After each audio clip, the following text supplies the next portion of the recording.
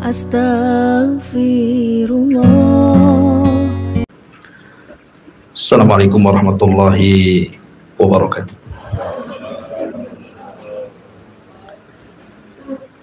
Alhamdulillah wassalatu wassalamu ala rasulillah wa ala alihi wa sahbihi wa mawalah wa la hawla wa la quwwata illa billahi wa ba'du. Alhamdulillah, di malam hari ini kembali kita mengkaji tafsir, dan malam ini kita masuk pada surat baru, surah Al-Fajr. Dalam tertib Al-Quran, surah Al-Fajr itu masuk pada surat yang ke-89 dengan 30 ayat, 139 kalimat, 573 huruf, dan dia termasuk dari surah Makkiyah, artinya surat yang turun sebelum hijrah Nabi Sallallahu Alaihi Wasallam. Karena surah Al-Fajr ini cukup panjang, maka malam ini kita akan membahas 5 ayat pertama dalam surah Al-Fajr. A'udzubillahi minasyaitonirrajim. Bismillahirrahmanirrahim. Wal fajri wa layalin 'ashr. Wasyaf'i wal watr. Wal laili idza yasr. Hal fi dzalika qasamul lidhi hijr. Wal fajri, demi waktu fajar. Walayalin 'ashri, demi malam yang 10. Wasyaf'i wal watri, demi yang genap dan yang ganjil. Walaili idza yasri, demi malam apabila berlalu. Hal fi dzalika qasamul lidhi hijr. Apakah pada yang demikian itu terdapat sumpah yang dapat dicerna orang-orang yang berakal. Ma'asyiral muslimin yang dimuliakan Allah Subhanahu wa taala. Di dalam ayat ini Allah Subhanahu wa taala bersumpah dengan waktu fajar. Sekali lagi saya ulang-ulang, kaidah sumpah dalam Al-Quran, apabila Allah Subhanahu wa taala bersumpah dengan makhluk, berarti makhluk itu punya keistimewaan di hadapan Allah. Dan paling banyak dalam Al-Quran itu Allah bersumpah dengan waktu, karena waktu inilah yang akan ditanya. Nabi SAW bersabda, la tazulu qadama abdin hatta yus'al an arba'. Tidak akan bergeser kaki anak Adam sampai ditanya 4 perkara. Semua bicara waktu. Pertama, an umrihi fima abna, tentang umurnya, kemana dia habiskan. Yang kedua, wa an syababihi fima abla, tentang masa mudanya, kemana dia lampiaskan. Ketiga, an ilmihi fima amila fi, tentang ilmunya, sudahkah ia amalkan. Dan mencari ilmu butuh waktu, mengamalkannya juga butuh waktu. Wa an malihi min aina iktasabahu wa fima anfaqahu, tentang hartanya dari mana dan kemana dia belanjakan. Mencari harta juga butuh waktu. Artinya bahwa waktu ini akan ditanya. Makanya dalam Al-Quran paling banyak Allah bersumpah dengan waktu. Wadduha, demi waktu duha. Wal asri, demi waktu asar. Di sini wal fajri, demi waktu fajar. Ma'asyiral muslimin yang dimuliakan Allah Azza wa Jalla, mungkin saya akan sedikit panjang lebar bicara tentang waktu fajar, karena banyak rahasia di waktu fajar ini, walaupun sebagiannya sering saya jelaskan. Kenapa Allah Subhanahu wa taala sampai bersumpah dengan waktu fajar. Setiap umat itu punya permulaan hari, dan permulaan hari bagi umat Islam itu waktu fajarnya. Disinilah Allah Subhanahu wa ta'ala pertama kali menurunkan wahyu kepada Rasul di Gua Hira. Kapan? Di waktu fajar. Artinya di waktu inilah Al-Quran pertama kali turun ke dada Rasul. Di waktu ini pula Jibril turun menemui Rasul. Dan di waktu ini pula permulaan kebenaran muncul di tengah-tengah kegelapan jahiliyah. Makanya waktu fajar, waktu yang luar biasa. Di waktu fajar ini pula sejarah bermula masuk Islamnya kalangan jin. Ketika Allah Subhanahu wa ta'ala berfirman, wa id sarafna ilaika nafaran minal jinni yastami'unal qur'ana. Ingatlah ketika kami palingkan kepadamu wahai Muhammad sekelompok dari kalangan jin yang mendengar Al-Quran. Dan dalam surah Jin, Qul uhiya ilayya annahu istama'a nafarun minal jinni faqalu inna sami'na qur'anan ajaba. Dan telah diwahyukan kepadaku bahwa sekelompok jin itu mereka mendengar Al-Quran dan mereka mengatakan dengan Al-Quran itu amanna bih, kami beriman. Artinya sejarah kaum jin yang beriman kepada Nabi SAW dan Islam itu dimulai waktu fajar. Karena 7 jin nasibin yang dari Yaman itu, yang diutus oleh iblis untuk mencari rahasia kenapa jin tidak bisa naik ke langit. Karena ketika itu difungsikan bintang-bintang untuk melempar syaitan. Rupanya jin yang diutus iblis ini nyasar ke kebun kurma. Dalam riwayat ke pasar Ukat. Lah ketika itu Nabi SAW sedang salat fajar. Maka mereka mendengar Al-Quran dan beriman. Jadi waktu fajar awal permulaan bangsa jin beriman, dan dengan sebab itulah kemudian Islam menyebar di kalangan jin. Ya. Ma'asyiral muslimin yang dimuliakan Allah Subhanahu wa ta'ala. Dan waktu fajar juga Allah Subhanahu wa ta'ala di sini bersumpah dengan kata-kata wal fajri, demi waktu fajar. Waktu fajar adalah satu di antara sekian tanda kebesaran Allah yang Allah Subhanahu wa ta'ala firmankan, Qul ara'aitum in ja'alallahu alaikumul laila sarmadan ila yaumil qiyamah. Bagaimana pendapat kalian kalau seandainya Allah Subhanahu wa ta'ala jadikan malam itu sepanjang masa sampai kiamat, tidak terbit-terbit fajar? Allah katakan, ailahun ma'allah, apakah di sana ada Tuhan selain daripada Allah Subhanahu wa ta'ala yang bisa mendatangkan cahaya? Kan tidak ada kecuali Allah. Jadi waktu terbitnya fajar itu artinya permulaan waktu siang, dan itu tanda kuasa Allah Subhanahu wa ta'ala yang bisa merubah malam menjadi siang. Ini kuasa Allah Subhanahu wa ta'ala. Kemudian juga waktu fajar ini juga adalah permulaan ibadah manusia, di mana bagi orang-orang yang berpuasa, setat dia puasa ketika terbit fajar. Sudah tidak boleh makan, tidak boleh minum, menahan hal-hal yang dilarang bagi orang yang berpuasa. Kemudian juga setat awal salat fajar yang banyak keistimewaan, nanti saya akan jelaskan. Ma'asyiral muslimin yang dimuliakan Allah Subhanahu wa ta'ala, tentu yang dimaksud fajar di sini, karena fajar kan ada dua ya. Ada fajar kadzib, ada fajar shadiq. Fajar kadzib itu maksudnya fajar dusta. Cahayanya masih ada di langit, belum sampai ke bumi.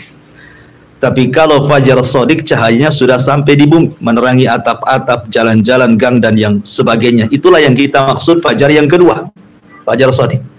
Ya. atau lebih dikenal dengan waktu subuh. Ya. Kita tahu bahwa waktu subuh itu adalah waktul harakah, waktu bergeraknya manusia. Makanya ketika Allah Subhanahu wa taala menyebut kalimat walaili id adbar, kemudian was-subhi idza asfar. Ya. Perhatikan kalimat id di sini. Walaili id adbar. Kalimat id dan waktu malam ketika adbar berlalu. Id menggunakan sukun. Tapi ketika Allah Subhanahu wa taala menyebut kalimat subuh, was-subhi idza, menggunakan harakat di sini, fathah. Idza asfar, ketika mulai terang.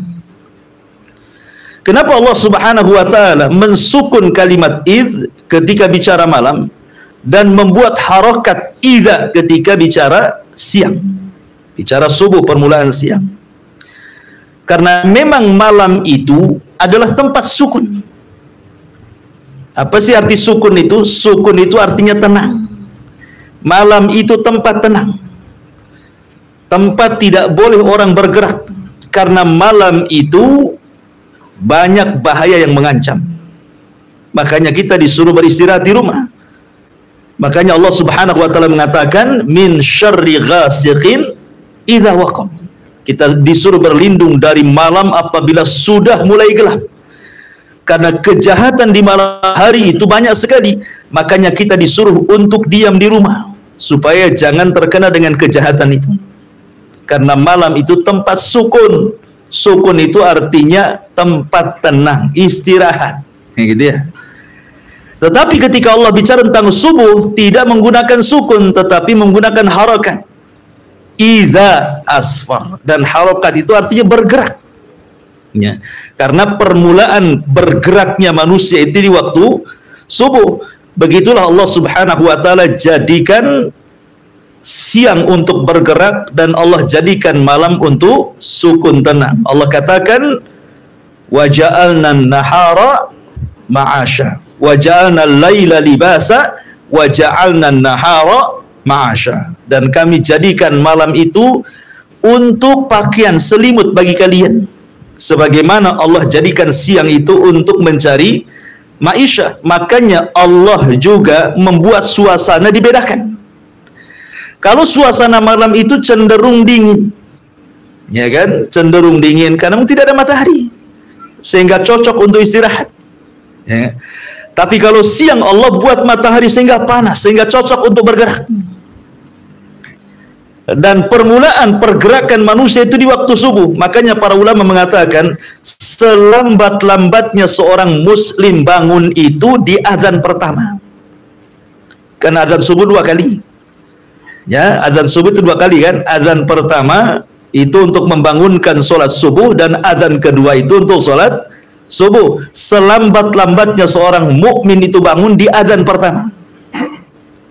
Ya, jangan sampai bangun di azan kedua.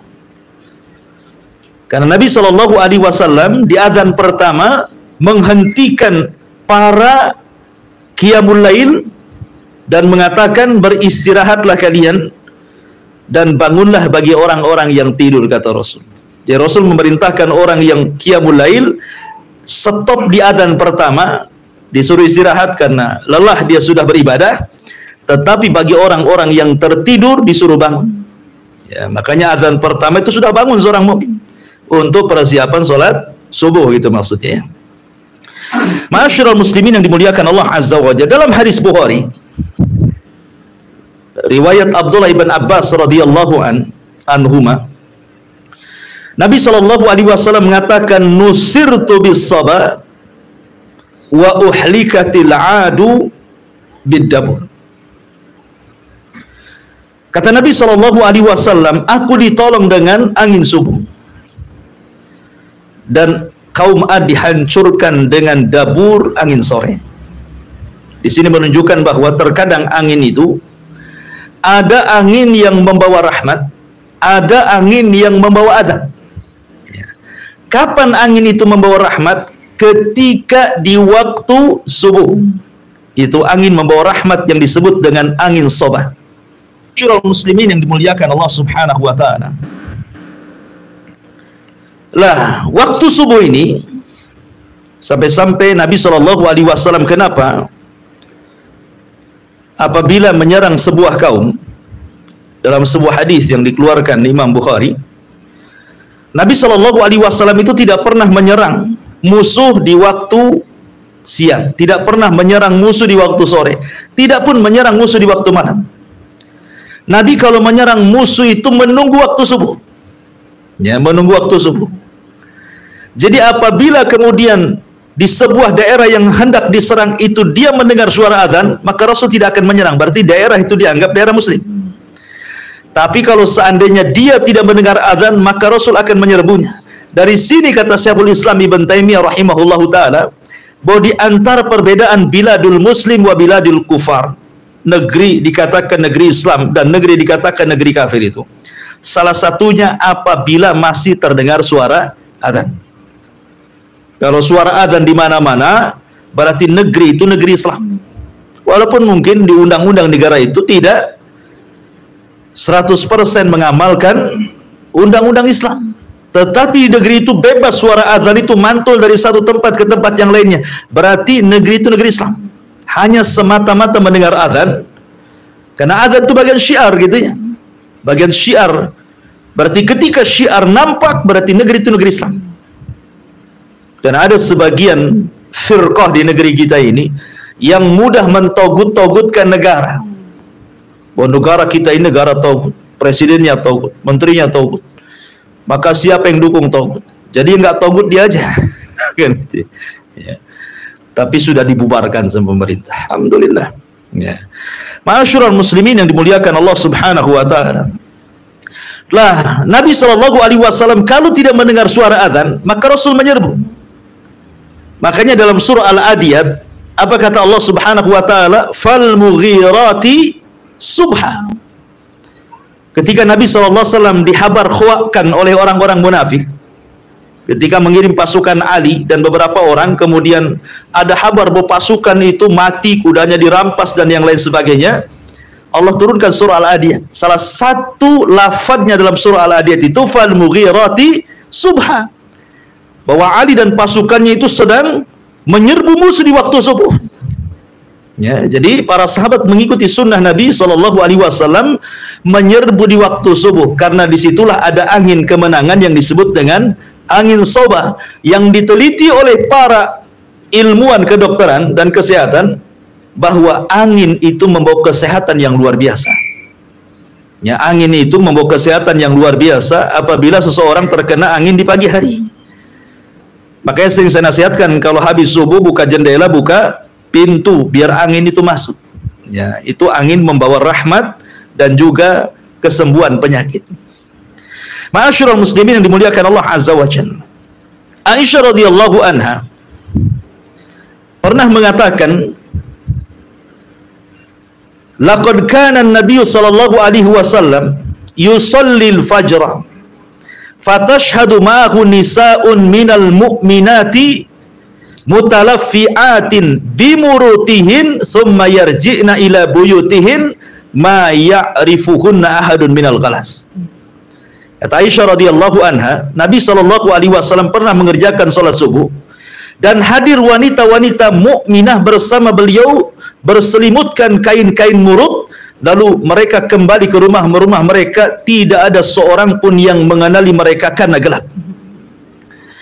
Kalau kita melihat hadis-hadis Rasul tentang solat berjamaahnya wanita di zaman Rasul, sahabiah-sahabiah itu, Anda tidak akan dapat riwayat mereka solat jamaah di waktu zuhur, di waktu asar, di waktu maghrib, di waktu isya, kecuali subuh. Ya, coba cek riwayat. Sahabiah-sahabiah itu, mereka di waktu subuh suka ikut berjamaah bersama Nabi. Tapi di solat-solat yang lainnya tidak ada riwayatnya. Bukan berarti kemudian wanita tidak boleh solat berjamaah di masjid, di solat duhur, asar, maghrib bisa boleh, tidak ada masalah. Tetapi di rumah mereka lebih baik kan begitu. Tetapi khusus solat fajar ada riwayatnya.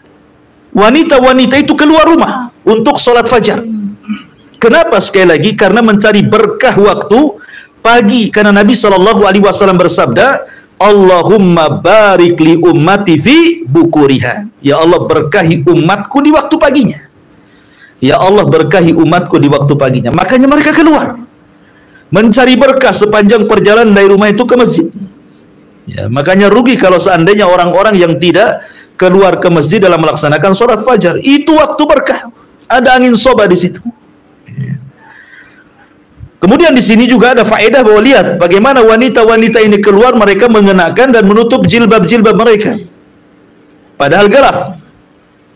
Gelap saja mereka pakai jilbab, artinya menutup aurat, apalagi terang gitu ya. Menunjukkan bahwa para sahabiah Nabi SAW teramat sangat malu kepada diri mereka. Gelap-gelap pun mereka pakai menutup aurat semuanya. Apalagi tidak gelap gitu ya. Ya, sekarang terbalik gitu. Gelap makin dibuka, terang pula ditutup. Ya. Ma'asyiral muslimin yang dimuliakan Allah Azza wa Jalla.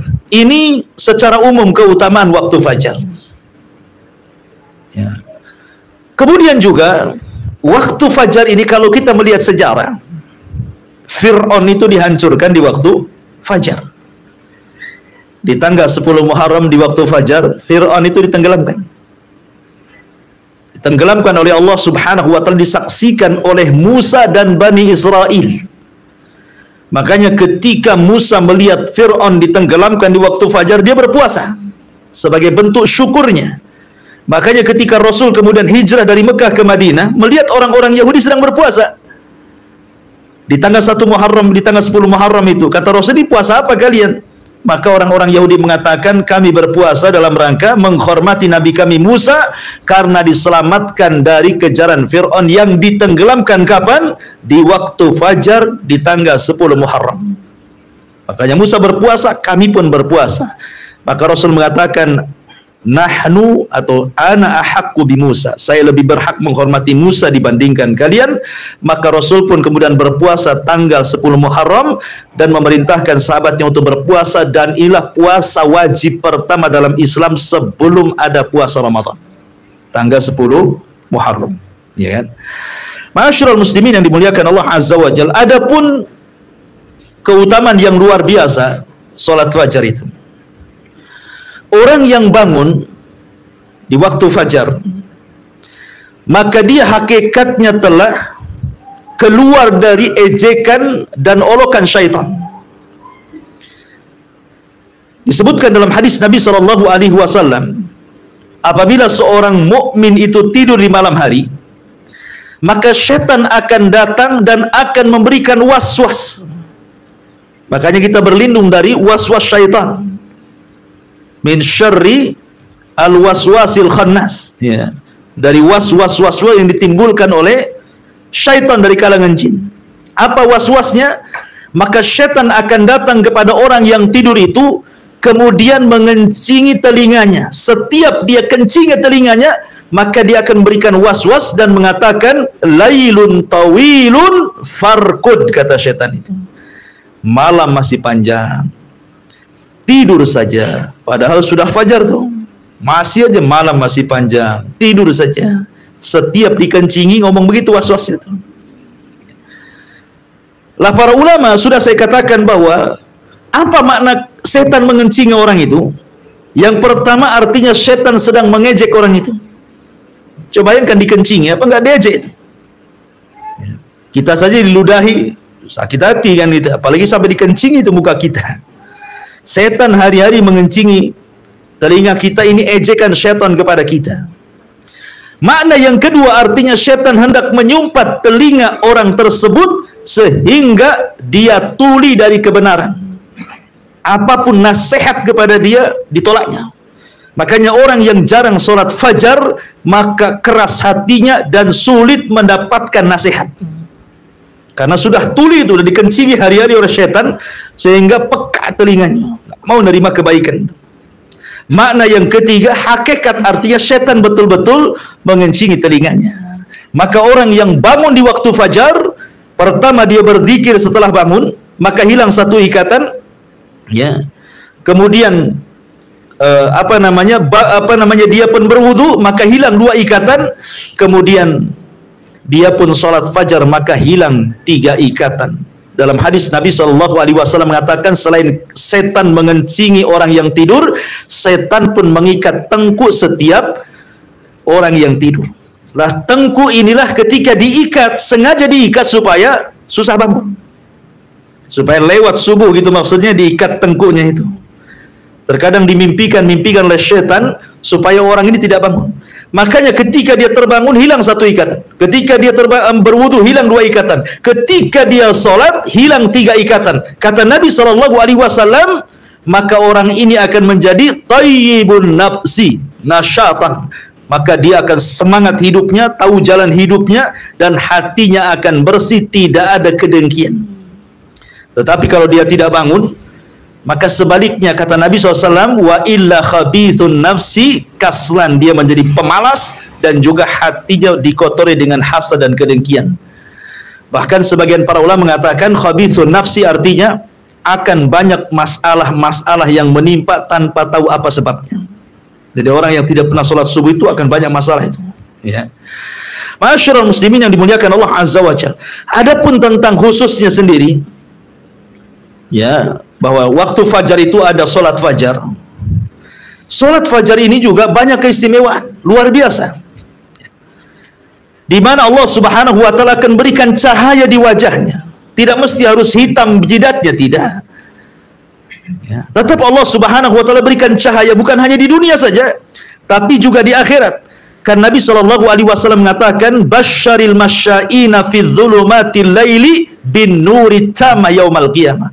Kabar gembirakan kepada orang-orang yang berjalan di malam hari, maksudnya untuk melaksanakan fajar, bahwa dia akan mendapatkan cahaya yang sempurna pada hari kiamat. Dan itu yang kita inginkan, karena ketika orang itu meniti titian siratal mustaqim, yang paling dihajatkan itu cahaya, ya. Itulah yang paling dihajatkan ketika meniti siratal mustaqim. Orang yang sholat fajar, dia akan diberikan cahaya sempurna, sehingga dia bisa menyeberangi titian dengan sempurna. Kemudian juga tidak ada pahala yang dilipat gandakan dalam sholat kecuali sholat fajar dan asar. Itu dilipat gandakan tuh pahalanya, fajar dan juga asar. Kenapa demikian? Karena malaikat-malaikat yang mencatat kebaikan di malam hari dan malaikat-malaikat yang mencatat kebaikan di siang hari itu perjumpaannya itu di sholat fajar. Jumpanya itu di sholat fajar. Jadi sholat malaikat malam naik, malaikat siang turun. Lah itu jumpanya ketika manusia sedang sholat fajar. Makanya Nabi SAW mengatakan ketika Allah Subhanahu wa Ta'ala bertanya kepada para malaikat yang mencatat kebaikan di malam dan siang itu, ma taraktum ibadi, sedang apa kau tinggalkan hamba-hambaku? Maka kemudian malaikat-malaikat siang dan malam mengatakan, atainahum wahum yusallun wa taraknahum wahum yusallun. Kami datang mereka sedang sholat, kami tinggalkan mereka sedang sholat. Artinya sholat fajar dicatat oleh malaikat malam plus dicatat oleh malaikat siang, didobelkan pahalanya.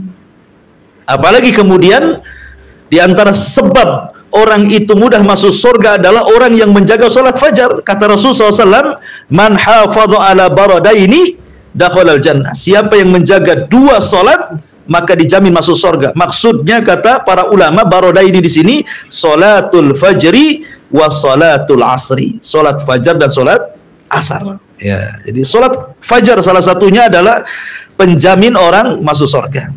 Bahkan lebih daripada itu, kata Nabi SAW, man shallal fajri fi jama'atin thumma qa'ada yadhkurullaha hatta tatlu asy-syamsu thumma shalla rak'ataini kanat ka ajri hajjatin wa umratin tamman. Barang siapa yang sholat fajar berjamaah, tentu di masjid, kemudian dia setelah itu duduk mengingat Allah Subhanahu wa Ta'ala sampai terbit matahari, kemudian dia sholat 2 rakaat syuruk, apa pahalanya? Seperti haji dan umrah secara sempurna. Dan itu tidak didapati dalam sholat-sholat yang lainnya. Mendapatkan ibadah haji dan umrah loh, tanpa harus pergi ke Mekah sana, itu kan luar biasa. Hanya duduk setelah sholat fajar sampai terbit matahari, itu pahalanya sudah luar biasa. Bahkan lebih daripada itu, orang yang sholat fajar maka dia akan mendapatkan perlindungan sampai waktu sore hari. Fi dhimmatillah. Kata Nabi SAW, man shalla subha fahuwa fi dhimmatillah. Barang siapa yang sholat subuh, bahkan satu hari itu dia mendapatkan jaminan perlindungan Allah. Artinya kalau dia sholat subuh, betul-betul sholat subuh, berarti tidak perlu takut dalam siang itu. Tidak perlu takut dari orang yang hasad apabila hasad. Tidak perlu orang takut apabila orang sedang menyihir apabila dia menyihir. Tidak perlu orang takut apabila orang sedang dengki, sedang menzalimi, dan begitu seterusnya. Karena orang ini mendapatkan naungan dan perlindungan Allah. Kalau dia betul-betul melaksanakan sholat subuh. Ini jaminan loh dari Nabi SAW, man shalla subha fahuwa fi dhimmatillah. Barang siapa yang sholat subuh berarti satu hari itu dia dalam lindungan Allah Subhanahu wa ta'ala. Bahkan kata para ulama, min fadli salatil fajri fi waqtiha annaha tajlibur rizqal wasi'. Bahwa orang yang sholat subuh pada waktunya, maka hakikatnya dia sedang membentangkan rizkinya yang luas. Makanya Nabi SAW tadi sudah saya singgung, doanya adalah Allahumma barik li ummati fi bukuriha. Ya Allah, berkahi umatku di waktu paginya. Makanya lihat para sahabat Nabi SAW ketika mereka meninggalkan sholat subuh pada waktunya, walaupun satu kali seumur hidupnya, itu menjadi penyesalan sampai wafatnya. Itu sahabat Nabi itu. Jadi dia tidak sholat subuh pada waktunya satu kali seumur hidupnya, tapi menjadi penyesalan sampai wafatnya. Anas bin Malik radhiyallahu anhu yang pernah saya ceritakan, ketika menyerbu satu daerah di bawah kekuasaan Persia, namanya Tustar, kota terbesar juga di bawah kekuasaan Persia. Di zaman Umar bin Khattab radhiyallahu an, Umar mengutus para sahabat untuk menaklukkan Tustar. Subhanallah. Orang-orang Persia sama dengan orang Yahudi suka membuat benteng. Sehingga untuk menghancurkan benteng itu sulit banget, ya. Sehingga para sahabat kewalahan sampai sebulan, 2 bulan, 1 tahun, 1 tahun lebih, sampai 1 tahun setengah loh, untuk merobohkan benteng itu tidak bisa. Karena musuh itu selalu memanah menombak dari atas, sehingga tidak bisa mendekati benteng. Sampai 1 tahun setengah loh. Bayangkan pengepungan yang cukup lama itu bisa membuat kekalahan loh. Karena namanya orang ngepung itu perlu biaya, perlu makan, perlu istirahat, dan begitu seterusnya kan gitu. Tapi Allah Subhanahu wa ta'ala takdirkan benteng itu roboh di waktu fajar. Subhanallah. Benteng itu roboh di waktu fajar. Karena waktu fajar itu waktu lengahnya manusia, lagi ngantuk-ngantuknya kan itu. Robohlah benteng itu. Masuklah tentara kaum muslimin, kemudian mampu menaklukkan Tustar dalam waktu sesingkat-singkatnya. Mulai terbit fajar sampai terbit matahari, kalah Tustar itu. Padahal ngepungnya 1,5 tahun tuh. Gitu ya. Naklukannya hitungan jam. Setelah kemudian para sahabat menaklukkan Tustar dan matahari sudah terbit, baru kemudian mereka sholat subuh setelah matahari meninggi. Artinya mereka sholat subuh di luar waktu.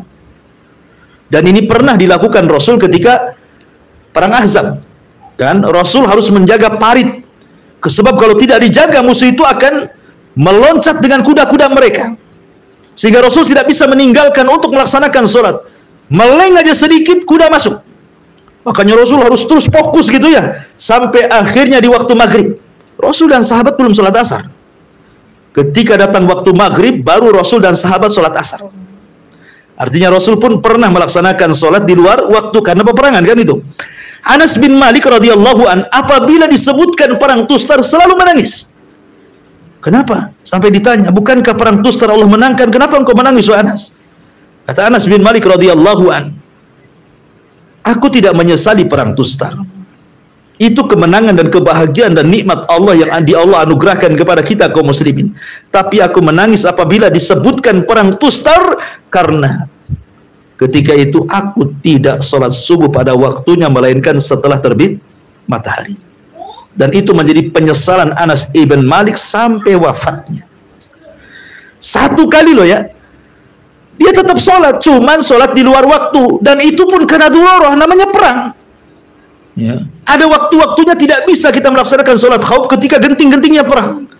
Makanya Rasul pun pernah meninggalkan asar dan waktu sholat asar di waktu maghrib. Begitu juga sahabat sholat fajar ketika terbit matahari. Artinya ada kemimpinan tersatu kan? Secara hukum fikih tidak ada masalah. Anas bin Malik radhiyallahu anhu dan bagi para sahabat yang lain bahwa sholat tepat waktu itu, apalagi sholat fajar, itu sesuatu yang berharga bagi mereka. Jangankan sholat wajibnya, sholat sunnahnya saja lebih baik dibandingkan dunia dan isinya, kan itu. Rakaatai al-fajri khairun minad dunya wa ma fiha. Sholat rakaat fajar saja lebih baik dibandingkan dunia dan isinya. Yang namanya dunia dan isinya kan macam-macam. Ada mobil, ada rumah mewah, ada tanah, macam-macam ya. Tapi tidak lebih baik daripada 2 rakaat sunnah fajar. Kalau 2 rakaat sunnah fajar saja itu segitu pahalanya, gimana subuhnya? Yang merupakan kewajiban Allah Subhanahu wa ta'ala. Makanya kenapa sholat sunnah 2 rakaat fajar itu disebut rak'ataini khafifataini, 2 rakaat yang diringankan. Tidak boleh panjang-panjang. Ya. Makanya ditentukan kan bacaannya. Rakaat pertama qul ya ayyuhal kafirun, kan itu ya. Rakaat yang kedua qul huwallahu ahad. Ya. Dipendekkan, kenapa? Karena yang dipentingkan bukan 2 rakaat sholatnya, tapi subuhnya. Ya. Nanti kalau kelamaan 2 rakaat fajarnya, nanti lemas ketika subuhnya. Tidak mungkin orang mendahulukan yang sunnah dibandingkan yang wajib, kan begitu ya. Makanya dibuat ringanlah sholat itu supaya subuh bisa dipanjangkan. Makanya sependek-pendeknya Rasul sholat subuh itu paling pendek membaca 100 ayat dalam Al-Quran. Di antara sekian sholat yang disunahkan dipanjangkan itu sholat subuh. Sholat subuh itu dipanjangkan dibandingkan sholat-sholat yang lainnya. Karena paling pendek Rasul membaca 100 ayat di sholat subuh itu. Menunjukkan panjang dibandingkan sholat yang lainnya. Masyarul muslimin yang dimuliakan Allah Azza wa Jalla. Apalagi yang lebih hebat dibandingkan itu, orang yang menjaga sholat fajar, ikhwan, itu akan mendapatkan kenikmatan yang paling besar dari semua nikmat yang ada di dunia dan semua nikmat yang ada di surga. Dia akan mendapatkan kenikmatan yang lebih besar dibandingkan semua nikmat yang ada di bumi, bahkan semua nikmat yang ada di surga. Apa itu? Ru'yatullah, memandang wajah Allah. Ketika Nabi SAW berkumpul bersama para sahabatnya, kemudian melihat bulan purnama, apa kata Rasulullah? Kata Nabi SAW, innakum satarawna rabbakum kama tarawna hadzal qamar la tudamuna fi ru'yatihi fa istata'tum alla taghlibu ala salati qabla tulu'i syamsi wa qabla ghurubiha faf'alu, kata Rasulullah. Kalian akan melihat Rabb kalian sambil melihat bulan, kata Rasul. Kalian akan melihat Rabb kalian seperti kalian melihat bulan itu, tidak berdesak-desakan. Ya kan, kalau lihat bulan kan nggak berdesak-desakan kan, karena tinggal nengok aja ke atas nampak bulan kan itu. Rasul ingin menyamakan cara melihat, bukan Allah seperti bulan, bukan, cara melihat. Ya. Kemudian kata Nabi SAW, kalau kalian ingin, ya, alla taglibu ala salati qabla tulu'il fajri wa qabla ghurubihi faf'alu. Kalau kalian ingin melihat Allah Azza wa Jalla, ya, maka jangan pernah terkalahkan untuk melaksanakan salat sebelum terbit matahari, maksudnya subuh, dan sebelum terbenam matahari waktu, artinya salat asar. Bahwa orang yang menjaga 2 salat ini sebab terbesar kita mendapatkan kenikmatan yang jauh lebih nikmat dibandingkan surga itu sendiri, apalagi nikmat dunia berupa ru'yatullah azza wa jalla, melihat dan memandang wajah Allah Subhanahu wa taala. Masyarul muslimin yang dimuliakan Allah Subhanahu wa taala. Kemudian juga waktu fajar ini salah satunya adalah salatul fajri taqi min adzabillahi wa ghadabi wa iqabi. Bahwa salat fajar itu bisa menghindarkan dari azab Allah, kemarahannya, bahkan iqabnya. Dan salatul fajar min asbabin najati minan nar. Salat fajar itu diantara penyebab seseorang terhindar dari neraka. Tentu ada beberapa perkara yang membantu kita untuk bangun di waktu fajar. Secara global ada 5. Yang pertama, jangan lupa baca doa sebelum tidur. Karena itu hal yang bisa membangunkan kita di akhir malam. Kemudian yang kedua, jangan bermaksiat sebelum tidur. Karena maksiat itu yang membuat orang tidak bisa bangun di waktu subuh. Kemudian yang ketiga, berusaha untuk membayangkan keistimewaan sholat fajar. Yang sudah saya jelaskan. Kalau bangun di sholat fajar itu waktu yang sangat istimewa. Orang kalau sudah tahu keutamaannya pasti ingin mengejarnya. Maka rasakan keutamaan sholat fajar supaya mudah bangun.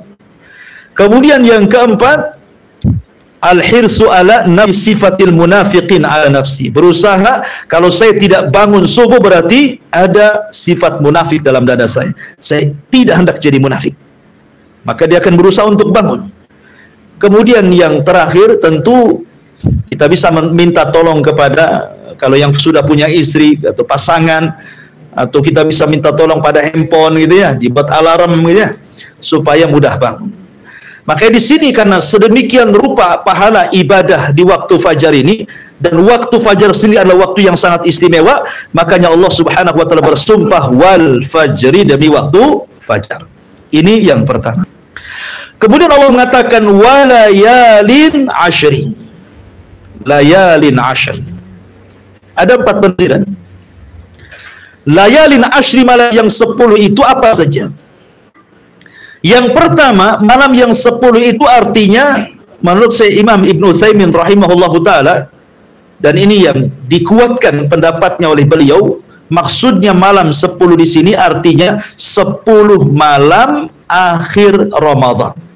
Tanggal 20 Ramadan sampai selesai disebut Ashrul Awakhir, malam-malam akhir Ramadan, 10 awal Ramadan.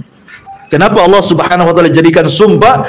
Karena di 10 malam akhir Ramadan terdapat malam terbaik dalam setahun yang disebut dengan Lailatul Qadar. Makanya dijadikan sumpah walayalin ashri. Ini satu pendapat. Pendapat yang kedua, maksudnya layalin ashri di sini artinya 10 awal bulan Dzulhijjah. Diitlaqkan malam mencakup siang. Ya, jadi kalimat malam tidak mesti harus malam, bisa juga disebut siang, karena dalam bahasa Arab ini terkadang kalimat yang sama, contoh namanya baina likulli adzanaini salatun. Baina kulli adzanaini salatun. Di antara dua adzan itu ada salat. Maksudnya adzan yang pertama adzan yang kita ma'ruf, adzan yang kedua maksudnya qomat gitu ya. Jadi apabila disebut malam itu juga mencakup siang. Makanya ketika para ulama membahas ada enggak qobliyah Jumat, ada enggak hukum qobliyah Jumat, ya, menjadi khilaf para ulama. Ada yang mengatakan ada qobliyah Jumat, berdalil dengan setiap 2 adzan itu ada sholat di situ. Maksudnya adzan dan qomat. Mereka berdalil dengan dalil ini. Tetapi bukan qobliyah yang dimaksud para ulama. Jadi yang membolehkan qobliyah Jumat itu bukan artinya sholat rawatib, bukan. Bukan sholat rawatib kayak ba'diyah qobliyah, bukan. Maksudnya hadis di antara 2 adzan itu sholat, maksudnya sholat nafilah, sholat sunnah, gitu maksudnya ya. Jadi antum boleh sholat di antara 2 adzan, ya. Kalau mamanya untuk menghindari fitnah kan gitu. Kita di mana? Kadang-kadang kalau kita duduk terfitnah pula kan. Jadi kita melaksanakan sholat sebelum Jumat itu bukan rawatib, ingat ya, bukan rawatib, tetapi sholat sunnah. Dalilnya ini di antara 2 adzan itu ada sholat maksudnya ya. Dan adzan pertama, adzan itu ya adzan yang kedua itu maksudnya qomat. Ya, ini bagi yang berpendapat bolehnya sholat sebelum Jumat, tetapi bukan rawatib niatnya. Ini yang kita katakan, kalau mereka mengatakan qobliyah, kita katakan tidak ada qobliyah sebelum Jumat. Tidak ada. Ya, tidak ada hadisnya. Adapun hadis ini bukan bicara qobliyah, bicara tentang sholat nafilah, sholat sunnah, karena keumuman hadis di antara 2 adzan itu ada sholat di situ. Ya, kalaupun kita sholat sebelum apa namanya Jumat, bukan qobliyah, sekali lagi bukan qobliyah ya, tapi itu nafilah, mengambil keumuman hadis ini, maksudnya begitu. Ataupun sholat mutlak, nah, mulai datang ke masjid antum sholat 2 rakaat salam tanpa dibatasi. Itu yang disunahkan di sholat Jumat gitu ya. Bali bahwa Malam itu juga terkadang diitlakkan adanya siang. Makanya para ulama ada yang mentafsirkan bahwa 10 malam di sini artinya 10 awal bulan Dzulhijjah. Dan itulah siang terbaik dalam setahun. Kalau malam terbaik dalam setahun 10 akhir Ramadan, kalau siang terbaik dalam setahun 10 awal bulan Dzulhijjah. Karena di situ tergabung banyak amalan. Ada kurban, gitu ya. Ada haji di situ. Ya, kemudian amalan yang beramal di 10 awal bulan Dzulhijjah itu sebanding dengan orang yang mati syahid dalam hadisnya kan. Makanya itu adalah siang-siang terbaik dalam sejarah 10 awal bulan Dzulhijjah. Itu penafsiran yang kedua. Penafsiran yang ketiga, layalin ashri itu artinya 10 akhir dari puasanya Nabi Musa. Nabi Musa alaihi salatu wassalam awalnya dia berpuasa berapa hari? 30 hari. 30 lailan. Jadi ingat, syariat dulu dengan syariat sekarang beda ya. Kalau Musa itu puasa malam. Kalau syariat Nabi Musa itu puasa di malam hari. Tapi kalau syariatnya kita puasa di siang hari. Dan puasa di siang hari jauh lebih afdal dibandingkan puasa di malam hari. Jadi malam itu untuk mereka, siang untuk kita. Nabi Musa alaihi salatu wassalam puasa di malam hari sampai 30 hari. Ketika di hari 30, karena dia akan berdialog dengan Allah Azza wa Jal, maka dia mengambil siwak untuk menyiwak giginya, karena takut bau, membatalkan puasanya. Tapi Allah Subhanahu wa Ta'ala kemudian datang dan mengatakan kepada Musa, jangan kau batalkan puasamu. Jangan kau batalkan puasamu, karena bau mulutnya orang yang berpuasa jauh lebih wangi di sisi Allah dibandingkan minyak kasturi. Maka Allah katakan tambah 10 hari lagi. Makanya Allah mengatakan wa atmamnaha bi ashrin wa tamma miqatu rabbih arba'ina lailan. Maka Musa pun menyempurnakan 10 hari lagi sehingga sempurnalah dari 30 menjadi 40 malam. Disitulah turun Taurat. Jadi 10 malam di sini artinya 10 malam akhir daripada puasanya Nabi Musa, ya, akhir daripada puasanya Nabi Musa. Ini penafsiran yang ketiga. Penafsiran yang terakhir adalah yang dimaksud layalin ashri di sini adalah 10 awal bulan Muharram. 10 awal bulan Muharram itu masuk pada penafsiran walayalin ashri. Walaupun sekali lagi pendapat Syekh Utsaimin rahimahullah taala cenderung kepada lail di sini artinya 10 akhir bulan Ramadan. Ini ayat yang kedua.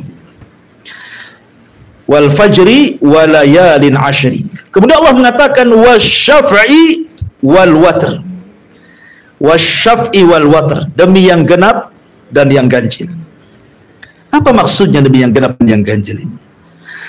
Ada yang mengatakan maksudnya yang ganjil itu Allah. Allah kan ahad, satu. Adapun yang genap itu adalah makhluknya. Karena ketika Allah Subhanahu wa Ta'ala menciptakan makhluk pasti berpasang-pasangan, ya kan?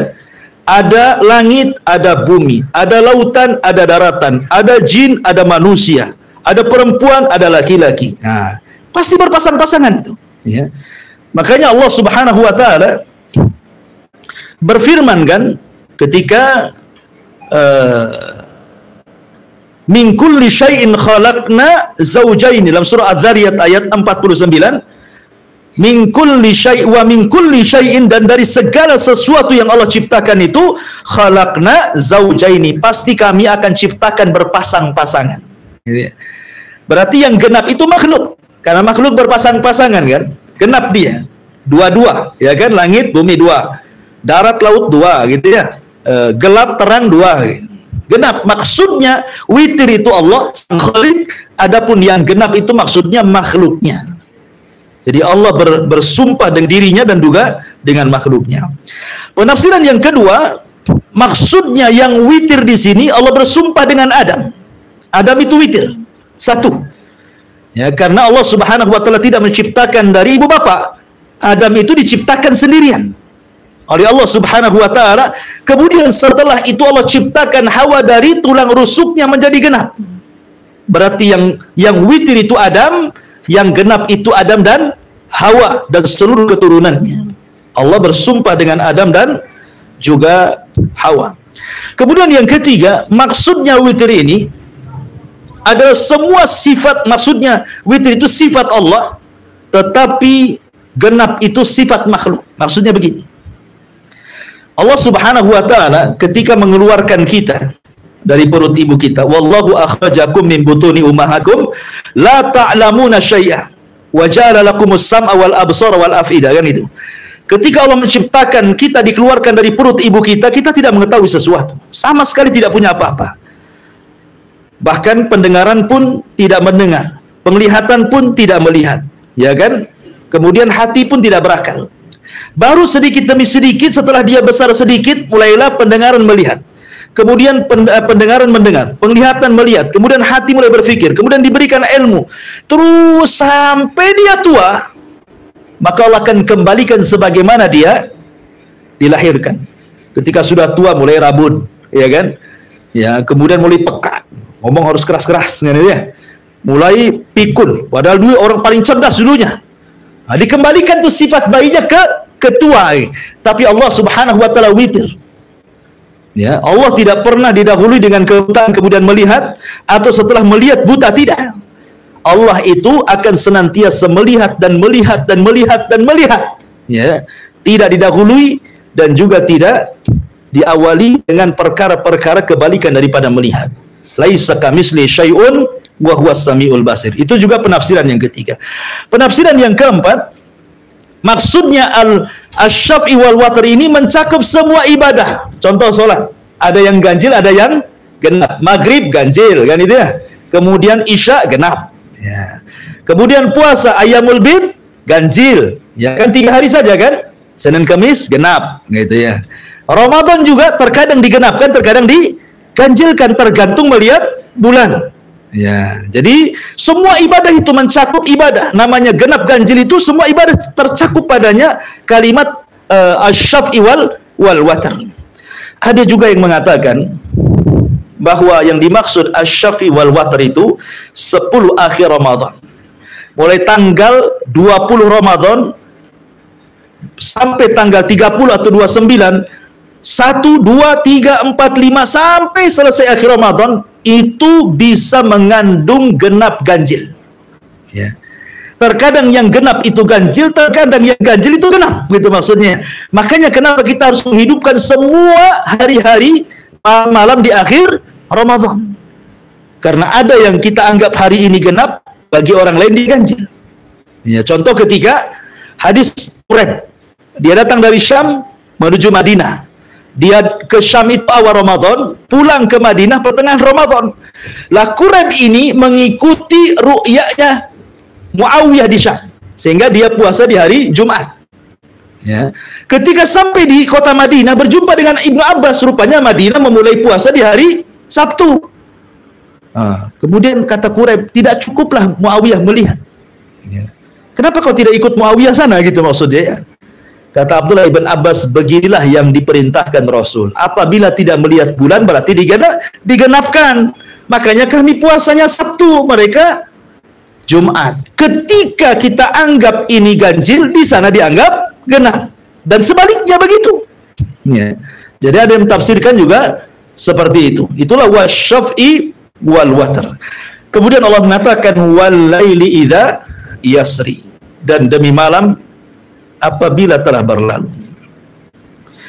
Maksudnya apabila malam itu masuk meninggalkan siang dan masuk waktu malam. Maksudnya di sini ada yang mentafsirkan bahwa kapan itu malam? Ada yang mengatakan malam itu dimulai dari waktu asar. Malam itu dimulai dari waktu asar.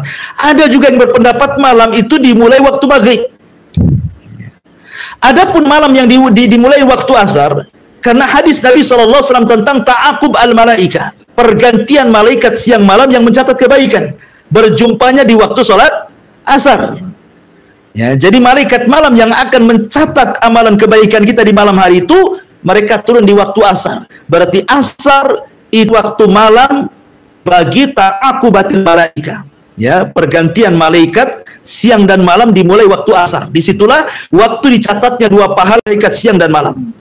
Makanya sebagian ulama mengatakan malam itu dimulai waktu asar. Berarti kalau kita cerita tentang i'tikaf, berarti maksudnya di waktu asar. Ketika kita bicara tentang Lailatul Qadar, berarti Lailatul Qadar itu dimulai di waktu asar. Gitu maksudnya. Bagi pendapat ini.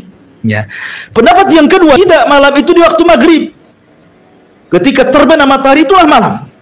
Ya, itulah malam gitu. Jadi ada dua pendapat tentang apa itu malam. Ya, malam itu maksudnya setelah maghrib, karena disitulah ada waktu sholat maghrib. Nanti terus ke malam lagi ada isya, ke malam lagi ada witir, ya setelah isya sampai sepertiga malam sampai subuh. Jadi banyak amalan di malam hari. Dan saya sudah jelaskan bahwa ibadah di malam hari lebih afdal dibandingkan ibadah di siang hari. Makanya Allah jadikan sumpah malam itu dalam suratul Fajr. Kemudian yang paling utama tentu di malam hari adalah 10 akhir atau sepertiga akhir malamnya. Kan malam itu kan ada permulaan, ada pertengahan, ada akhir. Yang paling utama dari malam itu adalah akhir malam, sepertiga malam akhir. Disinilah rahasia rizki, rahasia berkah, rahasia umur, rahasia macam-macam di sini. Ya, ketika Allah turun ke langit dunia, kemudian mengatakan siapa yang minta ku kasih, siapa yang berdoa ku kabulkan, siapa yang minta ampun ku ampuni. Maka kalau orang bangun di sepertiga malam, mintalah sesuatu yang akan berlalu setelah terbit fajar sampai terbenam matahari kembali. Disitulah rahasianya, ya, di sepertiga malam akhir. Dan yang terakhir Allah mengatakan di sini, hal fi dzalika qasamul lidzi hijr. Apakah pada yang demikian itu terdapat sumpah yang dapat diterima orang-orang yang berakal? Tentu orang yang berakal akan memanfaatkan hal-hal yang sudah saya jelaskan di sini. Ya, betapa banyak keutamaan waktu fajar, 10 malam, ya kan? Kemudian asy-syafi wal watr dan ibadah-ibadah di malam hari. Tentu kalau dia berakal akan mengambil pelajaran dari itu semuanya. Kecuali orang yang tidak berakal tentu tidak akan mengambil dari sumpah-sumpah Allah yang 4 ini. Wallahu alam, ini diantara surah Al-Fajr ayat 1 sampai 5. Insyaallah kita lanjutkan di minggu depan surat Al-Fajr lanjutannya. Baik, sebelum saya tutup, kalau ada yang mau bertanya silahkan.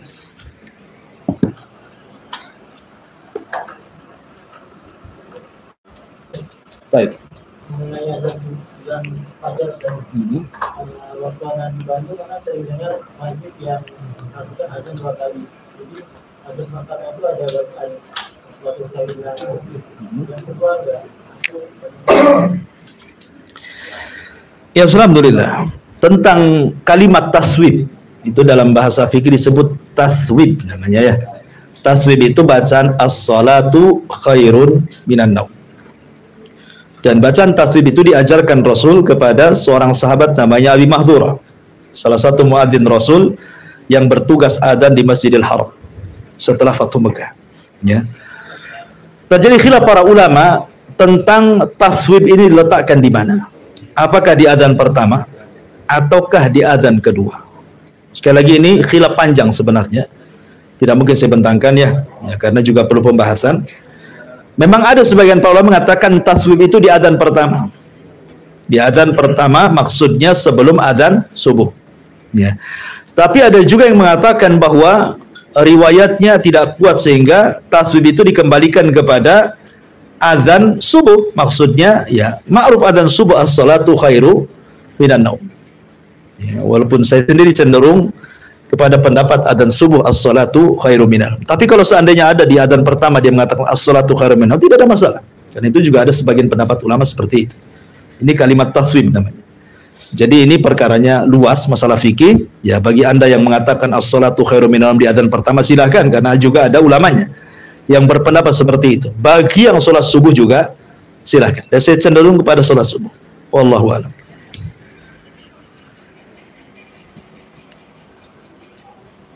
Kira-kira jaraknya berapa lama? Jarak antara adzan pertama dengan adzan yang kedua tidak lama. Kata Nabi SAW, makanlah, minumlah sampai terdengar adzannya Abdullah ibn Umi Maktum.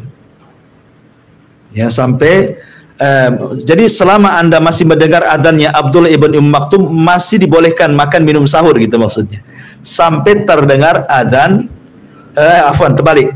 Kalau masih mendengar adzan Bilal kan adzan pertama. Abdullah ibn Maktum itu adzan kedua, karena Abdullah ibn Maktum kan orang buta. Ya, dia tidak tahu fajar kan karena tidak melihat. Kecuali kalau Bilal menyuruh dia adzan baru adzan. Makanya Abdullah ibn Maktum itulah dia adzan subuh kalau Bilal adzan pertama. Kata Rasul, selama engkau masih mendengar adzan Bilal, boleh makan, boleh minum. Ya, sampai kau mendengar adzannya Abdullah ibn Maktum, maka tahan, karena itu sudah adzan subuh. Dan dalam hadis Zaid, ketika Nabi SAW ditanya soal jarak antara sahur dia dengan azan subuh berapa? Seperti membaca 50 ayat Al-Quran.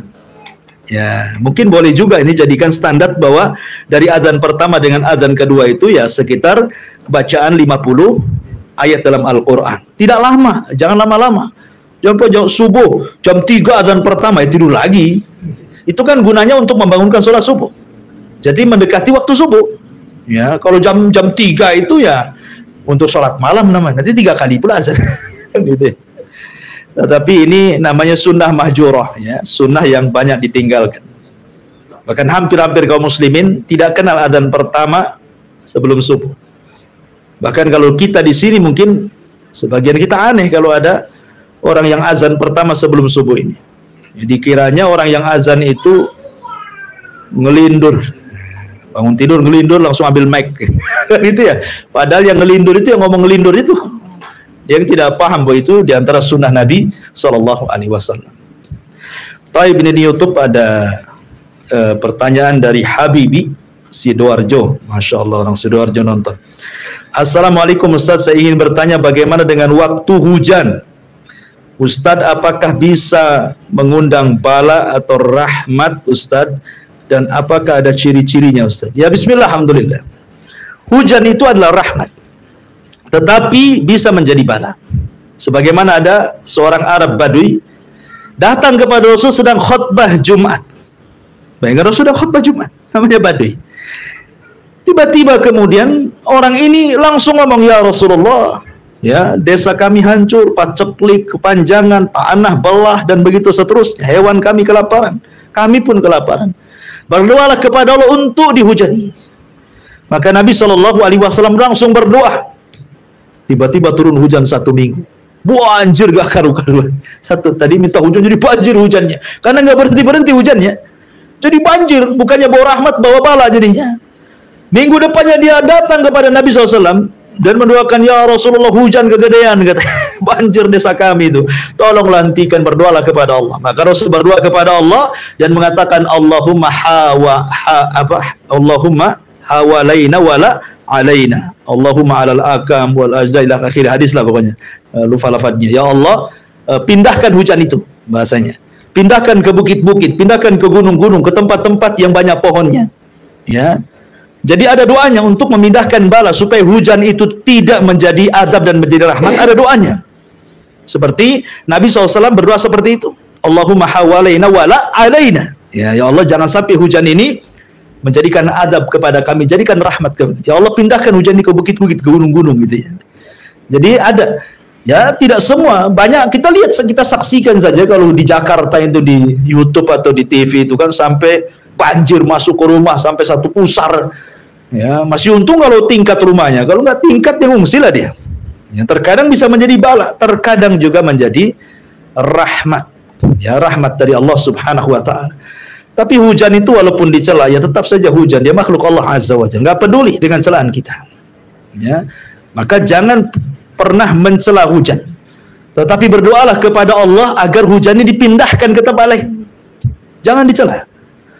Ya, karena dia makhluk Allah, Allah yang memerintahkan, seperti matahari. Kan ada orang yang mencela matahari. Ketika tidak ada hujan, matahari masih dicela, panas katanya. Kapan hujan? Sekali hujan, kapan panas? Matahari dicela, tetap saja dia begitu. Karena matahari itu terbit ke atas dasar perintah Allah. Ya, maka kita tidak boleh mencela hujan, mencela matahari, mencela itu semua sama dengan mencela yang menciptakannya Allah Subhanahu wa taala. Wallahu a'lam. Iya. tadi bilang kalau angin fajar itu angin sehat, angin sore angin tidak sehat. Dan jadi kalau angin sore itu kalau dalam ilmu fisika itu musim tenggara dan musim selatan. Kalau memang setiap angin sore itu tidak sehat. Tidak, maksudnya ada angin-angin yang membawa azab sekali-kali, ada yang membawa rahmat. Angin soba itu kan angin yang bertolak dari arah timur ke barat, ya kan? Angin pagi itu angin yang bertolak dari timur ke barat, itu disebut soba, angin soba namanya. Itu memang ada nasnya. Ya, Nabi SAW memanfaatkan angin ini untuk peperangan dan selalu dimenangkan dalam perangnya. Ya. Dan memang secara ilmu kesehatan memang pagi segar, sehat. Orang olahraga pagi memang segar. Makanya para sahabat di zaman Rasul memang mereka sambil jalan di rumah, pulang lagi sambil olahraga. Ya. Dan tidak diceritakan asar atau maghrib mereka keluarkan itu. Tapi apakah setiap angin sore itu ada? Tidak.